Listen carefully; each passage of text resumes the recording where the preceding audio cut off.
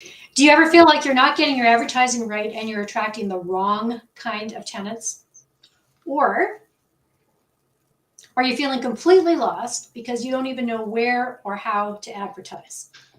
If so, fear not, you are in absolutely the right place, because tonight we're going to be talking to expert David Aizikov from Rentboard, who's going to be giving you the inside scoop on how to advertise your properties, where to advertise for properties so that you can attract quality tenants. Welcome, David, to Alberta Landlords Watch, formerly known as Ask Nelda Schulte. It's a pleasure. Thank you for having me. Great that you're here. And welcome, Gil, again. Hello. Gil joins us from Vancouver. David is now in Vaughan, Ontario, but not permanently. He's just visiting.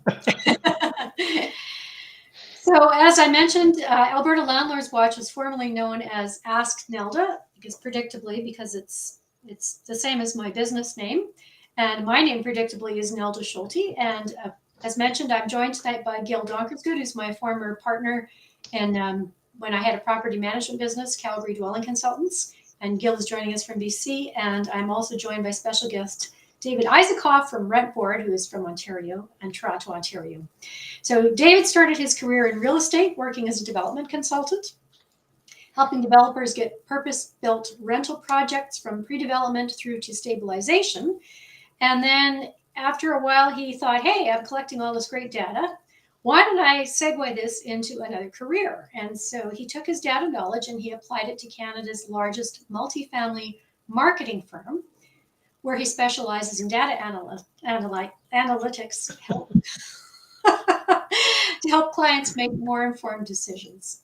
So thank you, David, for joining us again. And let's just jump right in. So you're going to give us the inside scoop on how to advertise your properties to attract quality tenants. So where should landlords advertise? Let's start with. Yeah, great question. First and foremost, I know a lot of landlords, they tend to kind of stick with what works, but we have to acknowledge that nowadays 75%, if not more, of all leasing activity happens online. So first and foremost, make sure that you're actually targeting where renters are. So make sure that you're putting your properties out there online. Rentboard, Rentfaster, Rentals.ca, those are all fantastic avenues.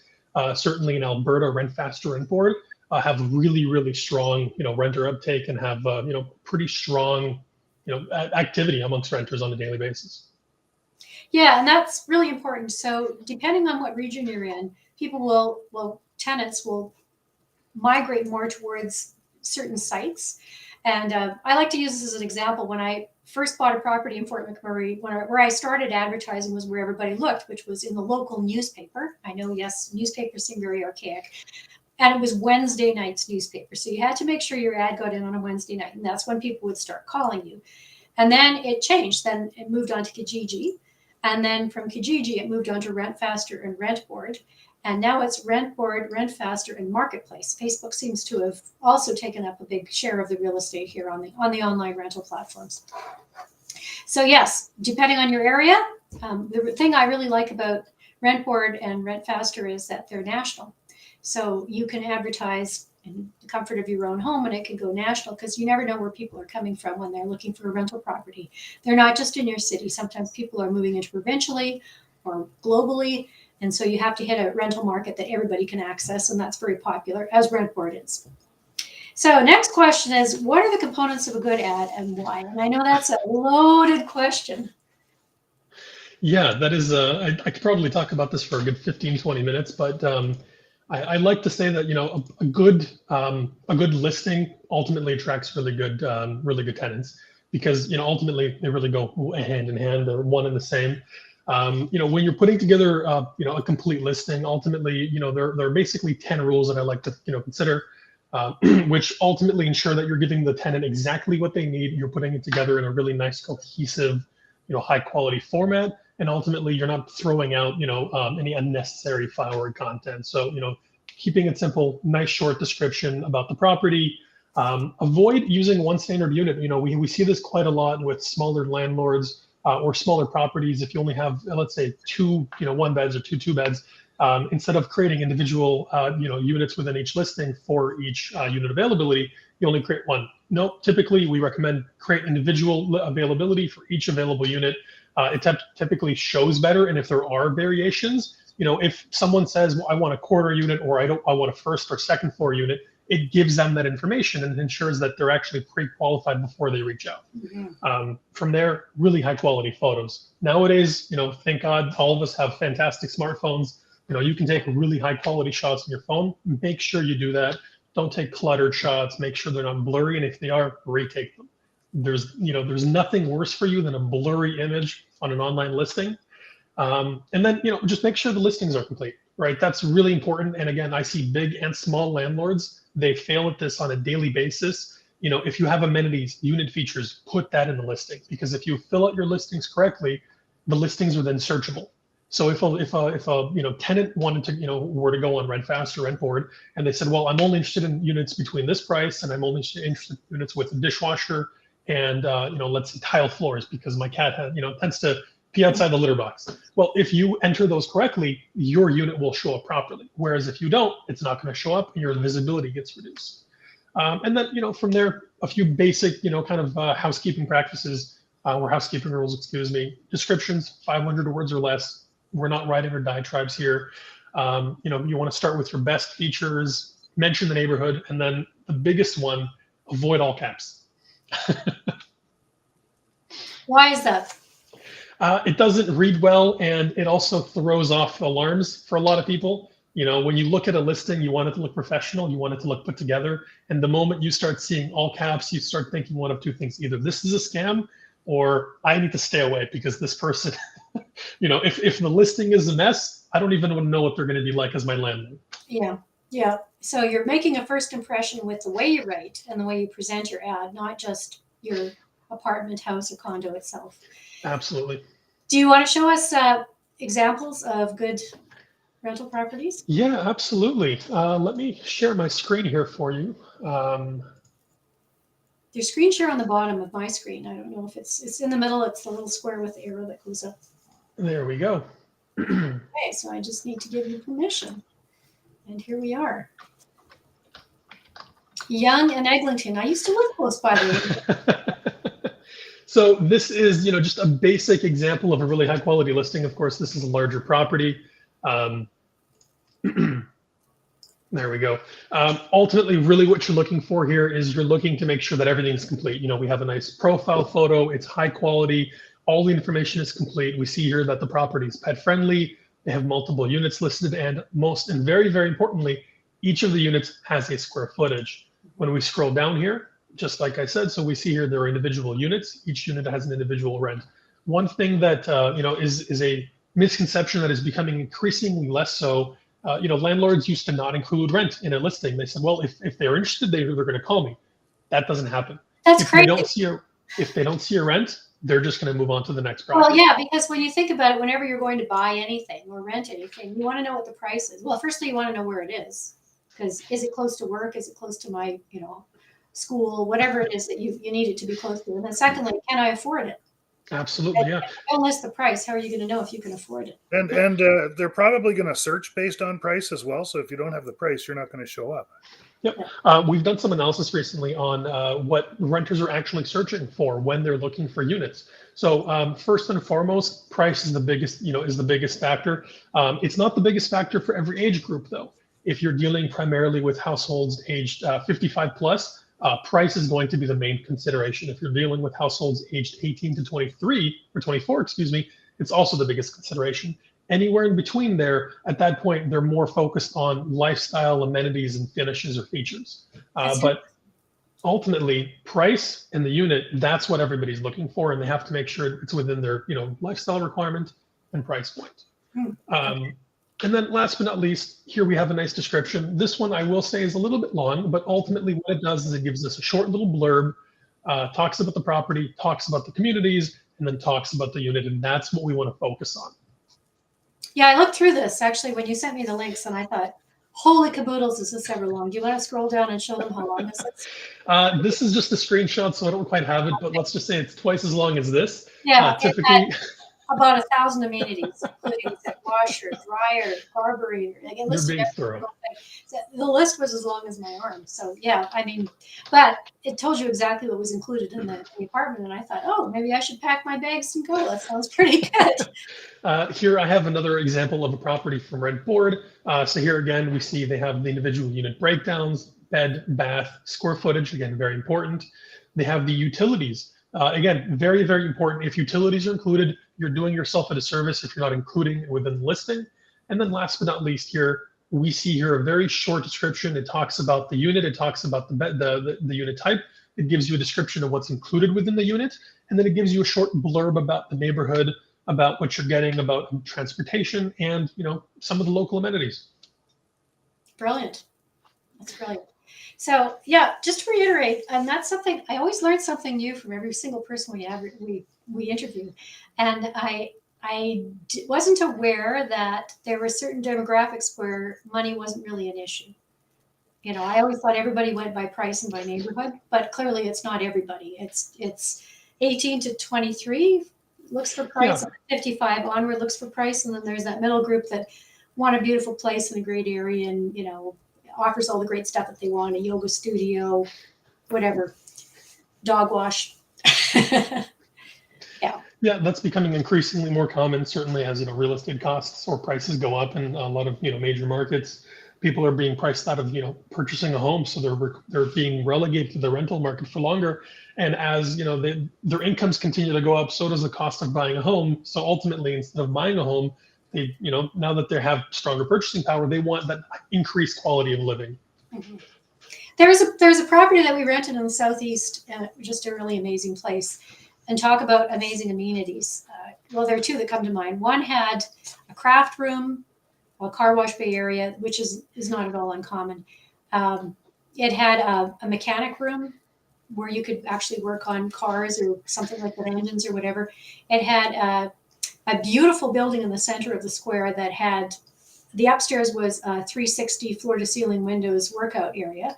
And downstairs, it had 2 conference rooms and about 4 offices that you could rent, which were fabulous. They had fireplaces. It was amazing. And we saw another one that we rented as well. It had a concert hall and a kitchen, an industrial kitchen. I mean, those are 2 things I would have never thought of putting in a condominium building, but they were there. Obviously, a concert hall. It's like, how many concert pianists do you have? I think concert hall is an absolute must in the next condo that I move into. But clearly, they thought that it would be a good selling feature for their potential tenants. Yeah. Anyway. Yeah, I remember tennis courts and party rooms and pools. The one place had a pool. There's all sorts of really cool features that a person would look for. Yes. Yeah, just amazing stuff. It kind of makes you think, gee, my house is kind of cheesy. I don't have a tennis court or a pool or a concert hall. I should build a concert hall and attach my house onto it. All right. So what's a bad ad then, David? Yeah, I mean, ultimately, a bad ad is one that either doesn't attract a prospect or makes you look like a scam. A bad ad is one, with blurry images. It's one with a lack of images. We typically recommend, if you're going to put together an ad, you want to include at least 1 exterior shot, show them what the property looks like, and then you want to include at least, and that I say at least as a rule of thumb, at least 8 interior shots. You want to make sure you're giving them a few of the common areas, 1 of the bedroom, and then maybe from a few different perspectives as well. It gives prospects a better understanding of what they're really looking into. Another example of a bad listing is one where there's no information. You can give me a description, but if none of the other fields are complete, the listing on its own doesn't look very good. And if it doesn't look very good, it's not going to appeal to renters. And if it doesn't appeal to renters, they're not going to submit any leads. And then last but not least from there, it's really going to be a ad that just feels, it feels discombobulated. Sometimes we'll have listings that have very specific instructions.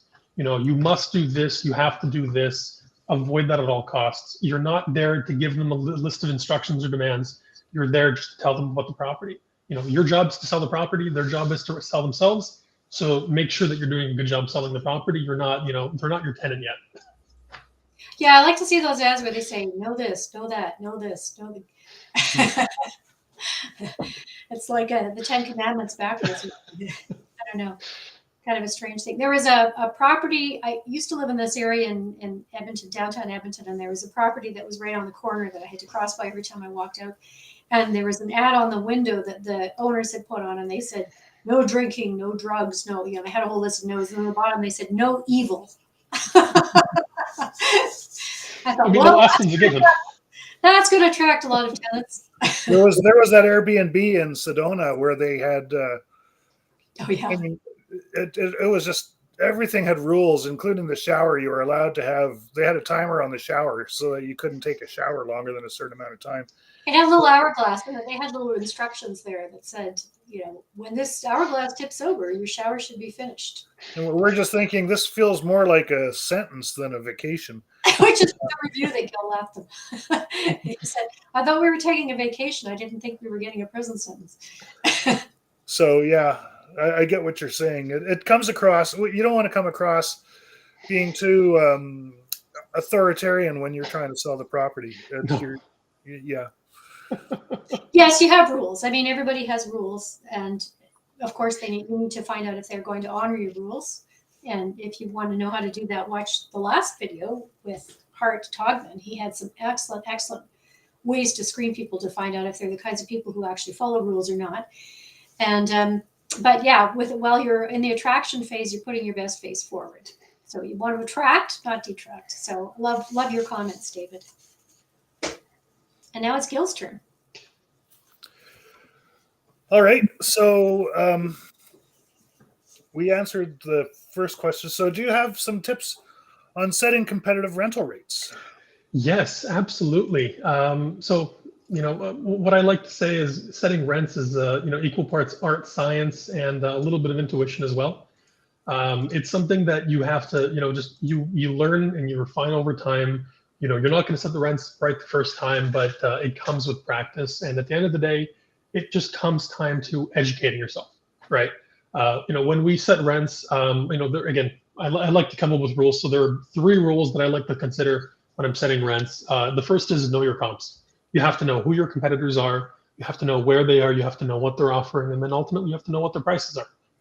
From there, and equally important, know how you compare to your comps. The only way you can identify who your comps are, and when I say comps, I mean competitors, comparable properties. The only way to identify who they are is to understand what your property offers, the value proposition that your value can offer renters. So you have to understand the location, the age, the quality, the level of features and finishes. What level of luxury are you offering, and does it compare to these other competitors? And then last but not least, it's just tracking the market. You have to do this on an ongoing basis. This isn't a one and done thing. This is something you do every single week, every single month for the rest of your life. I've spoken to developers, who are well into their 80s. And, I spoke to a developer 2 years ago who was joking about how, back in my day, we used to mystery shop every week. And he's like, you youngins probably don't even know what that's like. No, we still do that. We have to do that constantly. Every time I get a new project, I have to go to that building and I have to walk the building. And then I have to find out who the local competitors are and I have to walk their buildings. I reach out to them. I tell them that I'm a renter. I want to find an apartment, and I'll ask them to show me around and they'll do it. And that's how you get a sense of, who your competitors are. And then from there, it's really just an understanding of, kind of a relative understanding of how you rank relative to your competitors. So I've prepared a couple of slides. We'll go through them very quickly. I used to do this years ago. I worked as an employment specialist for a private college. And I used to go around and mystery shop. So I pretend that I was a potential student who wanted to take one of the programs. And I would book appointments with our competitors, and I'd see how they did. What my first impression was it professional? What were their prices? What were they offering? What was my final impression when I left? Was it someplace that I was sold on, or did I think, yeah? Anyway, we compared them all the time. We always used to mystery shop. So it's something you do in a lot of industries. Absolutely, yeah. Should definitely do when I'm running ads. Whenever I'm going to run an ad, even when tenants, before they've given me their notice, I start shopping other ads and say, okay, what are other ads in the area renting for? What are other properties? Are they similar? Are they different? How different are they? What do they offer that I don't, and vice versa? And then you know how to price your property. Yeah. So, whenever I go through this, if we're pricing units for a large development, first and foremost, we have to understand what our unit mix is. So, here we have, let's say, our recommended unit mix. Our studios are 450 to 500, one beds 550, and on and on and on. Now that we know what our building looks like and the types of units, we should also understand what our, amenities look like. We can start to go out and actually identify where comps are. So first and foremost, we've already been over this, but some of the factors to consider.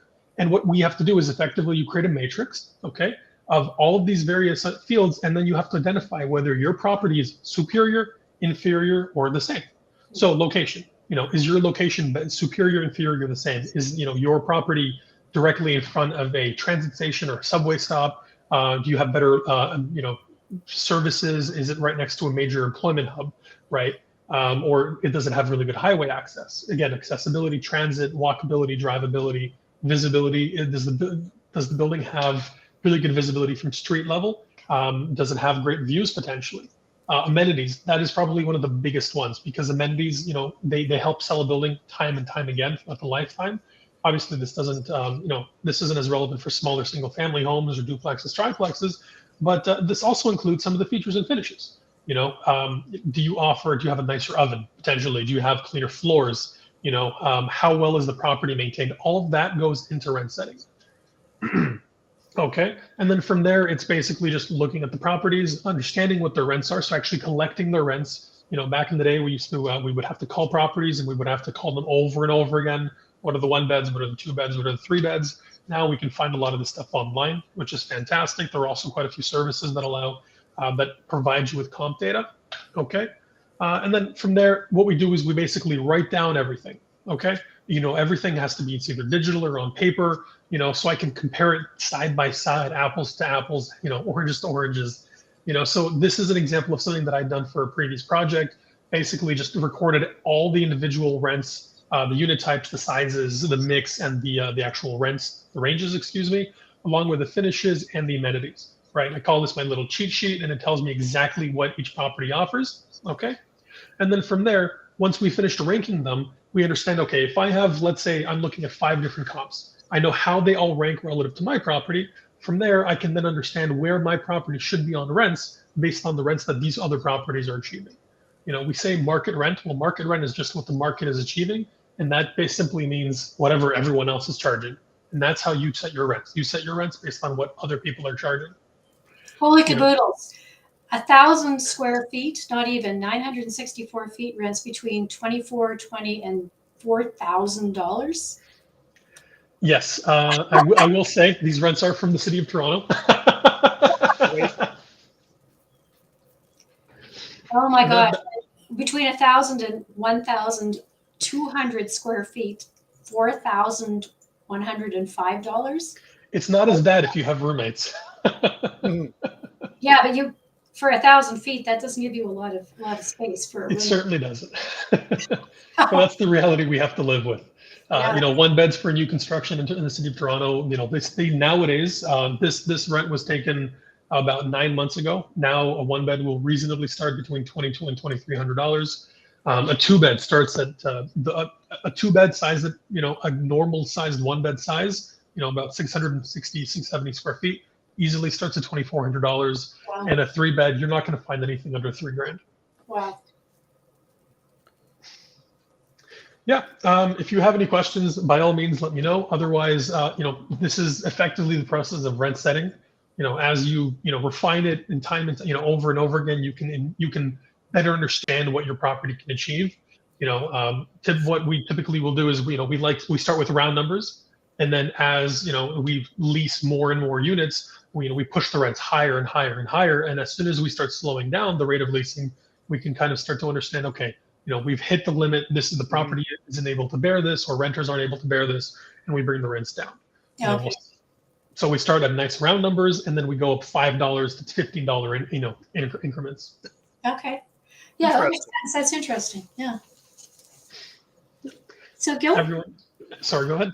Yes. So how else can landlords get noticed? What other tricks do you have?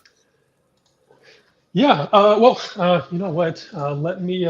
So one of the things that Rentboard and Rent Faster both offer are we offer additional listing services or listing features, excuse me, that are specifically targeted or meant to allow landlords, property owners to get better exposure. So Rentboard, this would have been about 6 months ago, released featured listings. This allows you to pay for basically a higher position within the rankings of all your local competitors when a prospect is looking for an apartment. What we found is that at the bare minimum, we have different ranks, obviously, it'll increase overall lead gen by 2 times.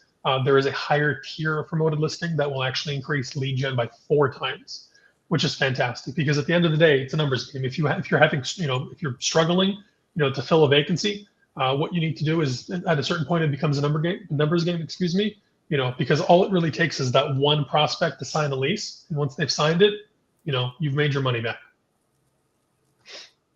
Yeah, they used to have a similar feature in Kijiji, but you get, depending on how many people were also vying for that top position, you could get bumped down to the bottom on page 10. So I never thought it was very good. So yeah, I remember calling them and saying, how come my ad's down at the bottom? I a feature ad, and they're like, oh, well, we had 100 other people who also wanted a feature ad today. So you got bumped to page 10. I thought, well, that's not really a feature ad now, is it? So, but Rentboard, you pay for a feature ad, and your feature ad is right up at the top. That's where it stays. Correct. Yeah, that's one thing we were very adamant about. If someone pays for a featured ad, it has to appear ultimately. If you pay for a featured ad for 1 bed and someone is searching for a 3-bed, it's not as valuable. But if they're searching for that same type of unit, your listing is always going to appear right there at the top.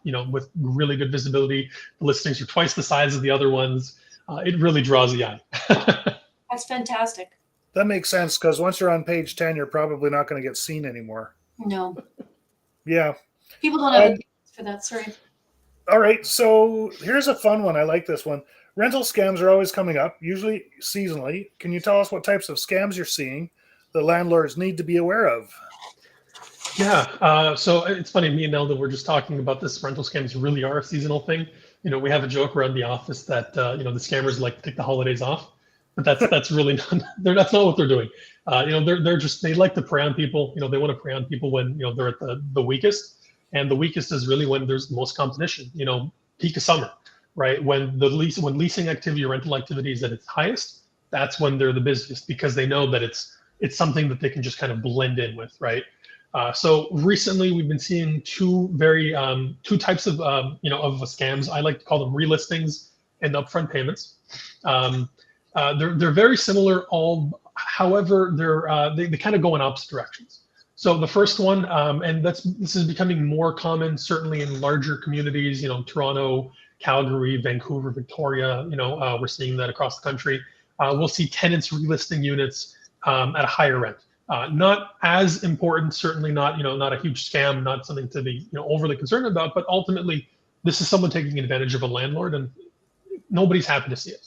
So what they do is they effectively will sublet the unit at a higher rate without letting the landlord know that it's happening. And we're seeing this at substantially higher rates recently.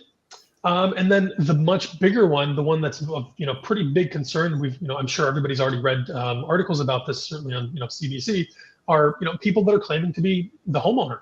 Mm-hmm. That one is huge. That one, unfortunately, well, maybe not huge, but it's growing. It peaked about I would say last summer. Hopefully, we don't see a resurgence of it, but unfortunately, we likely will. And oftentimes, what this is someone who they'll claim to own the property. They'll claim to be the representative of the property. They'll have limited documentation. They'll ask for upfront payment. That's always a very big one. That's one thing we should always avoid. And they'll attempt to rush the signing. I like to say, never let anyone pressure you into signing anything. Certainly not when it involves parting with your own money. But unfortunately, when it comes to housing, people are desperate, and they can be easily swayed sometimes. These are 2 pretty big ones that we've been seeing recently. But there are a few other more general ones or things that people, we typically say to look out for. Like price is always a big one. Oftentimes, what they'll do is they'll just set a very low price, and that'll attract tons of people because, the moment they see that price, their eyes glow and they think, oh my God, this is too good to miss to pass up. I have to get this apartment. Little do they know that this person is basically, it's a numbers game. They're looking for 200, 300 inquiries. And as long as, 1, maybe 2 people fall for the scam, they've already made thousands of dollars and they're happy. We used to see that a lot. Actually, when we ran a lot of ads with the property management business, our ads got hacked a number of times. So somebody say exactly what you're saying. Someone would take our ad, advertise it somewhere else for a lower price. So how we found out, A, we got calls from the police. B, we got calls from tenants who were looking for ads, and they said, did you know your ad's being advertised in 2 different places? One at this price and the other one at that price. We thought the low price was crazy, so we're going to call you and tell you about this. So tenants would help us, potential tenants, to alert us. So that used to happen really very frequently, especially in the springtime. And then Gil actually wrote an article about another one that used to come up in the summer all the time. He called it the article was called The Indomitable Anne Grove. Gil, do you want to tell us about Anne? Because this one comes up fairly frequently. I'm trying to remember. I believe Anne was. Oh, can you? I'm going to get you to help me on that. She lives overseas, but she's that's on what a boat or someplace where she can't communicate with people, and she wants to rent your property sight unseen, and she has all this money because she got this inheritance, or they're trying to convince you all the money they have, and she wants to move in, and she wants to pay cash or send you a money order. But the scam is, do you remember the scam, Gil? I believe the scam, this is the one, because there's so many of them. I believe the scam is that she sends you the money. Then for some reason you need to send it. She writes the check wrong or something, and you need to send the. Yeah, it's too much. So you have to send it back. And then between the time the check gets dishonored, so you end up sending her the money, and your check is you don't get the money yourself. So it's a scam where you get screwed, and you certainly don't get a tenant. But all the red flags would go off. If you run enough ads, kind of like David's saying, and you see enough ads, you're going to start recognizing red flags. So price is too low. They want to pressure you. They want you to pay cash. They want you to pay right now. And in our case, it was tenants who would say that they were overseas and they wanted to pay cash, and they didn't want to skin other properties, and your place was the only place for them, and it just sounded kind of hokey. Now that said, we did get a lot of people who were international or interprovincial or whatever who couldn't come in person and see the property, and they did need to find something remotely. Like we had people who moved from Norway, people who came from the United States, people who moved from all over the world, Indonesia, Thailand, and they needed to rent a place sight unseen. So, there are a number of things that you can do digitally. One is you can take a digital view of the place when you're going through it, or have that available on your site. The other is sometimes they had somebody who lived in the city, and that person would take a tour with me, sort of by proxy. And so they could say, oh yeah, Nelda's legit, and this is a legit property, and looks really nice, and it's clean, and yeah, let's go for it. So there are a number of things that they could do. The tricky part was actually doing the diligence once they accepted the place, because at that point you didn't necessarily have the ability to do credit checks because they're in another country. Might have a hard time verifying references, again, country. So you had to sort of modify your vetting process a little bit. Yeah, I don't know if we want to get into those right now. No, that's fine. Yeah, but it's very good to know that those do exist. We actually do talk about them on my website, neldaschulte.com. There are articles that walk you through what to ask for and how to ask for it, and how to recognize if it's legit or not, because there's a lot of scammers in the world. But if you give people enough hoops to jump through, you can eliminate quite a few of them. So. Yeah, oftentimes we notice that scammers really aren't looking for that. They're not looking. The moment you show that you are competent, the moment you show that you're willing to question them, that's when they drop off. Yeah. Because that's not what they're looking for. Like oftentimes, people wonder, well, why does a scam obviously look like a scam? The pictures look terrible. They're clearly stolen. The price doesn't look right. Well, that's why they're doing this on purpose, because they're not looking to prey on someone who is capable of questioning things. They're looking to prey on someone who is going to give them the benefit of the doubt. They're looking for someone who is going to accept whatever they say, because that's an easy target. It's really sad to say, but that's one of the reasons that you have these like senior scams. Because sometimes you call an older person, you claim to be their grandchild, and it's believable because they want to believe it, and it's really, really sad, but that's the way it works. They want it to look believable, or not believable, excuse me, because as long as they're able to filter out everybody that's going to catch on, the few people that are left over are likely to be easy targets. Mhm. True. Yeah. Yes, good to know. So, do you have any other suggestions for interprovincial or other countries besides what we've gone through? Yeah, absolutely. So, I mean, obviously, the basic one now, ask, just like Nelda said, ask for, like a video conference, take me through the apartment, show me the nooks and crannies. That one works really, really well. We also have video conferencing built into quite a lot of, platforms to allow for these virtual tours, which works really well. I'm a big believer in seeing properties myself, unfortunately. I don't know if I'm a dinosaur or what, but when I move across, like interprovincially, what I'll do is I will find multiple properties, set up like 5 or 6 tours in one day. I'll make the trip out. I'll spend 2 days, looking at apartments. I'll spend the day, looking around the city just to get a feel of where I am, and then from there I'll actually make my decision because I want to know what what it looks like myself. I might spot something that other people might not, But if you're moving from, if you're moving halfway around the world, that might not be possible. We typically say if you have friends, get them to do it for you. Alternatively, you really just have to, have a little bit of faith in the landlord. Yeah, I used to have a lot of people who moved to my house in Fort Mac, and I advertised at one point through the HR department because I worked for a college there. And when people would get hired at HR and they just wanted a room for rent, and they'd say, well, where do I go? What do I do? And they'd say, well, here's an ad. We know her. She works for the college. And so that was kind of my endorsement. So, and I also knew that HR had screened them ahead of time. Not that I didn't do the screening. I still did a screening. But it was kind of a stronger recommendation for me that they'd already been endorsed because they'd been hired by the college. And that was kind of a referral for me as well. So yeah, there are other ways that you can sort of go about doing this. A couple of things we did. We would print out the ad that we'd created and we would take it to like a hospital or a school or a place that, something close by that we figured there'd be people, well-qualified people who might happen by the ad on a bulletin board or something. I'm not sure if that's relevant to this, but it was a technique that we used. Yeah, David's in digital marketing, so that's probably not something he would recommend. Well, we're using the actual ad that we created, but yeah, but to your point, hit all avenues. Just do as much as you can. I think that's really good. Nowadays, what we do is we put up a building next to a hospital, and then we target, the nurses and doctors digitally instead of, bringing in the paper. How do you target doctors and nurses digitally when it's a rental platform? Do you say ideal for nurses and doctors? Absolutely, yeah. It's ideal for close commutes. That's what we say. Oh, close commutes, because you can't use exclusive vocabulary within an ad. That's exactly it. It's a violation of the Human Rights Act. Okay. Right. Okay. Yeah. Good, you passed that one with flying colors, David. A lot of landlords don't know that. And especially people who are new to Canada and they might have a rental property, they want to rent a room or they want to rent their suite, and they'll say, they want someone from their same ethnicity or from the same religion. You can't say that in Canada. You can actually be sued and lose a whole pile of money.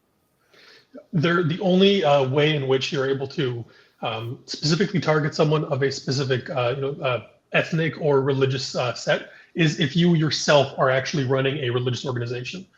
So there are multiple cases, specifically in the city of Toronto, that I've actually worked on, where you'll have these, Catholic charities, so actually run by a local Catholic church, where they'll have units that are subsidized, typically on the same land as a Catholic church, and then they can actually specifically target and only rent out to to other people of the same religious orientation. Excuse me. Otherwise, you're not allowed to do that. It's everybody's equal. When you're renting an apartment, you have to treat everybody equally. The only way that you're allowed to differentiate them is based on their whether they have a job and whether they have a good credit history.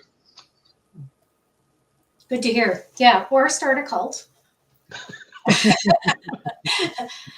Rent on the same property or same area that you live in, or that you have your cult living in, and you're good to go. That was something I didn't know about. That's good to know, David. Thanks for that. That is interesting. Yes, I didn't know that either.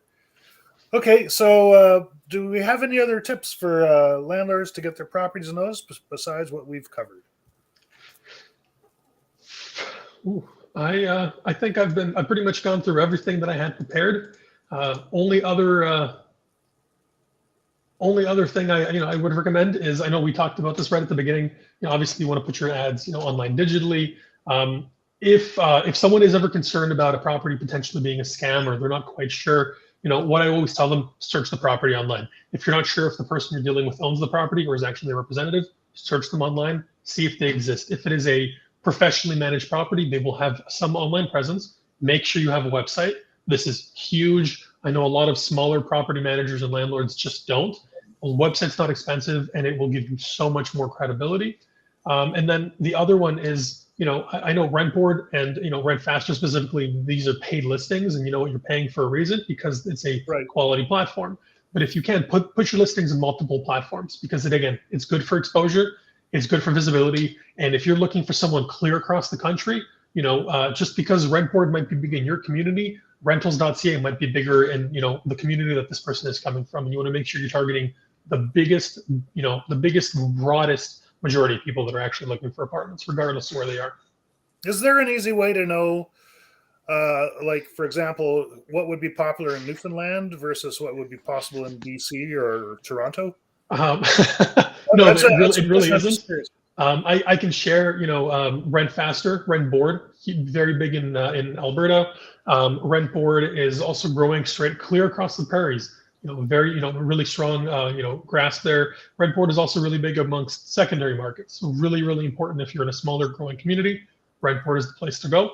Rentals.ca is big in all across Ontario, clear across Ontario, and it's also growing quite a lot out in British Columbia.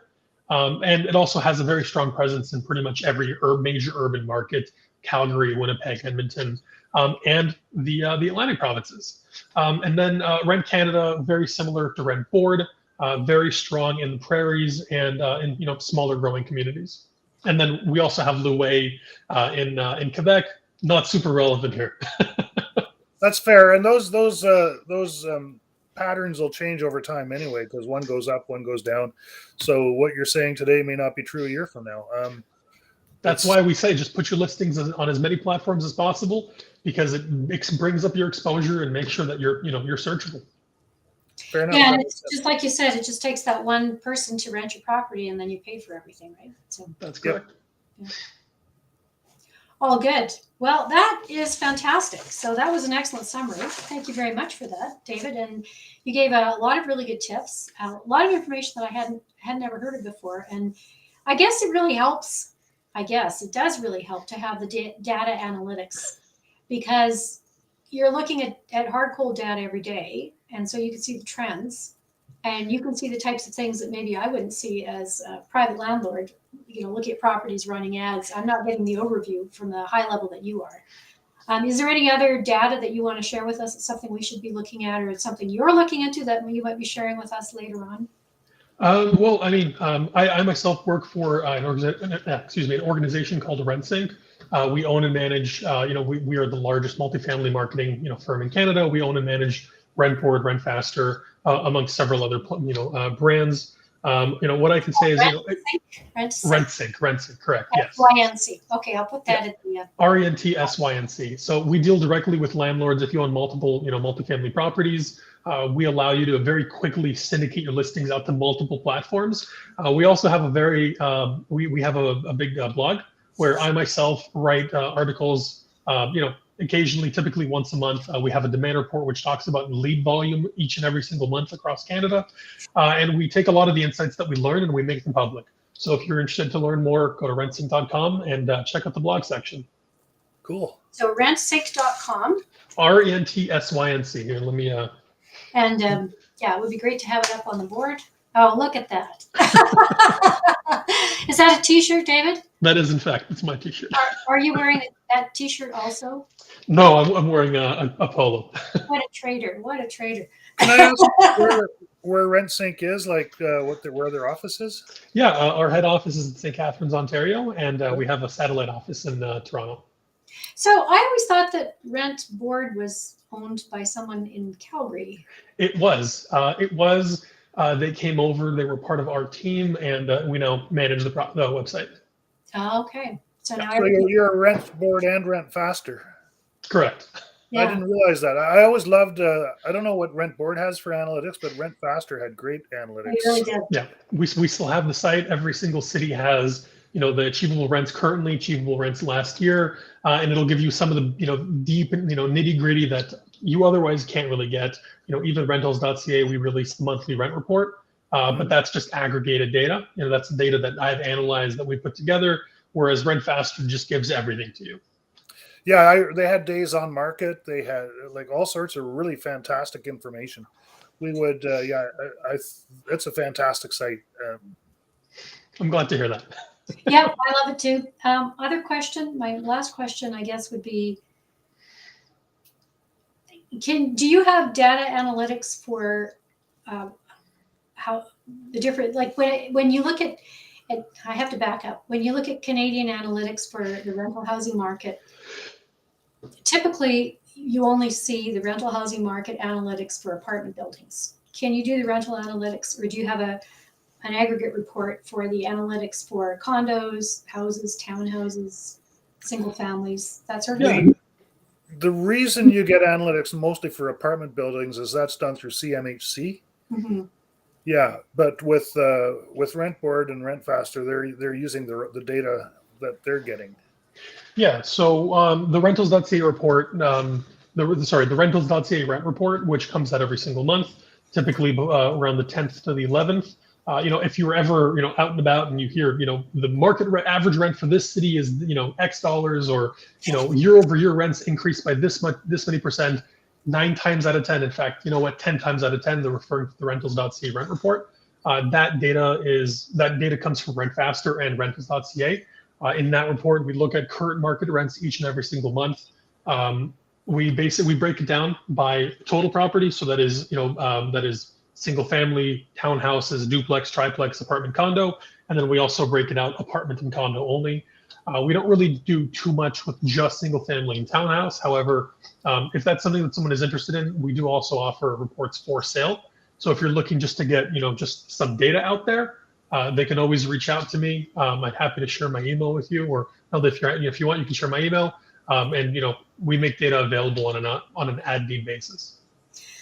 Well, that's great, because we had interviewed Rent Panda 2 weeks before, and they had gotten data showing that it used to be the formula for renting a property was 1/3 of a tenant's rent, but they discovered now that it's between 46 and a little bit over 50% of most people's household income is going towards rent. Is that information you can offer as well, or? We don't typically do that, but that is something that we can do. I mean, at the end of the day, I'm a data analyst. If you give me a challenge, and I'll try to solve it for you. A man after my own heart.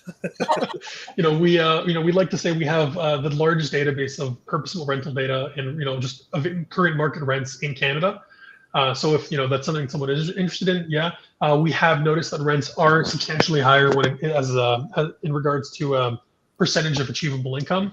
That said, though, I'm speaking to a group of landlords here. Nobody's going to crucify me for this, but with the increase in achievable rents in the last 10 years, specifically, certainly in larger urban centers, a higher relative proportion of income being paid to rent isn't necessarily that difficult. If you're low income, yes, that is a problem. That is a challenge. But when we're talking about 50% of income, of someone's income potentially going to rent, we're not typically talking about someone very low income. We're talking about a young urban professional living in the city. They typically they'll achieve a stronger income, but they're also paying a larger proportion of that towards rent because they want the privilege of living in a nice urban environment. Right. Yeah. And then are you seeing more people, I don't know if this is something you analyze, are you seeing more people in that income bracket with roommates or kind of mixed families? They might live with a brother or sister and then a couple of roommates or whatever to split the rent. Is that something you can analyze? That is something that we're seeing. Yeah, that is something that we're seeing more of. We saw a pretty substantial increase in the proportion of renters that are now living with roommates. The proportion of renters under the age of 25 with a roommate is now higher than ever before. On top of that, we're also seeing, and this is a little more relevant to your previous question, The fastest growing income segment amongst renters is households with $120,000 or more. What that means is that we're seeing more and more renters with really high incomes coming into the rental market, and that's also skewing the rents because a lot of these households, they're not looking at downscale duplex apartments. They're looking at really upscale luxury rental accommodations, and they charge a pretty penny, and that'll represent a pretty substantial portion of their income potentially. So these are not people who want to buy a house. They're people who make a good income, they're established in their careers, and they want to rent. Whether they want to rent or they're relegated to the rental market, that's what we're seeing quite a lot of right now. Okay. Yeah, that's really good information to have. It's very interesting. Yeah, very informative. I've learned a lot too. Yeah, that is really excellent. David, you are a wealth of data information. I'm going to help. Yes, so I will post all of your information on the YouTube video, on the backlinks. So for those of you who are watching this and you're saying, how can I get hold of David? How can I get hold of RentSync? How can I get my hands on some of those data analytics? I will post all of that on the bottom of the YouTube video. So you will have everything. You will know everything that I know. So David, thank you so much for joining us tonight. It was really great to hear all of your information and for you to share all of this wealth of knowledge with us. So thank you so much. Yeah, absolutely. It was a pleasure speaking with you. And Gil, thank you for grilling David. I really enjoyed this. Thanks for the questions and thanks for the information. Renting is always an interesting place to be. You're never dealing with the same thing ever more than once. It's always different with every single person. Anyway, with that said, I'm Nelda Schulte. This is Alberta Landlords Watch. If you really liked this YouTube video, like it, share it. You can also find me on Instagram, Schulte Nelda. You can join my Facebook group, which is called Alberta Landlords Watch, or my Facebook page, Alberta Landlords Watch, and I'm also on LinkedIn, Nelda Schulte. So I look forward to supporting you in your landlording journey and offering you more of these wonderful guests who share their wealth of information with you to support you with your landlording journey. Thank you and good night. Bye-bye. Bye-bye.